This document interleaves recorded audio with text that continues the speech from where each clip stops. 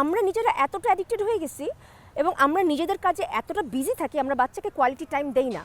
এইটাই মূল কারণ যে বাচ্চারা ডিভাইস অ্যাডিক্টেড হয়ে যায় এবং এই ডিভাইস থেকে কিন্তু অনেকগুলো প্রবলেম দেখা দেয়। যেমন ওদের attention deficient hyper active disorder, এইটা মানে আমরা এখন প্রচুর পাচ্ছি।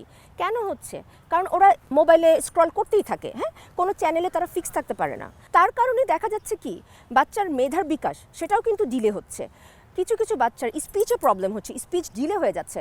তারা আই কন্ট্যাক্ট দিয়ে কথা বলা পারে না, তারা ঘুরিয়ে একটা কথা উত্তর দিতে পারে না, কারণ তাদের আপনার ফোকাসটাই লিমিটেড হয়ে গেছে, তাদের চিন্তাধারা লিমিটেড হয়ে গেছে।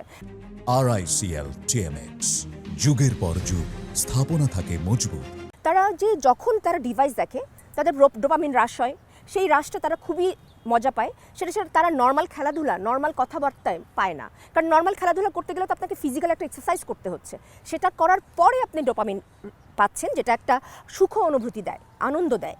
তো সেই ডোপামিনটা আপনি যখন বসে বসে পাচ্ছেন উইথাউট এনি কষ্ট, তখন আপনি কেন সেটার জন্য কষ্ট করতে যাবেন? লজিক্যাল।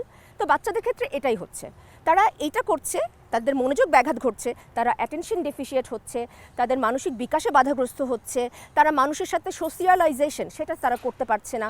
এবং তারা যে খাচ্ছে, খাওয়ার সময় আমি ডিভাইস ধরিয়ে তাকে খাওয়াচ্ছি, তো তারা কি খাচ্ছে সেটাই তারা বলতে পারে না। এবং তারা কি হচ্ছে একটা এক গুয়ে বা এক ঘরে টাইপের হয়ে যাচ্ছে। হ্যাঁ, তারা নিজেদের মধ্যে থাকতে পছন্দ করে, মানুষের সাথে মিশতে পছন্দ করে না।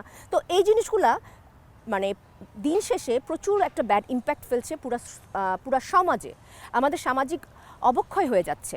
তো এই জিনিসগুলোকে প্রিভেন্ট করাটা খুবই খুবই খুবই জরুরি।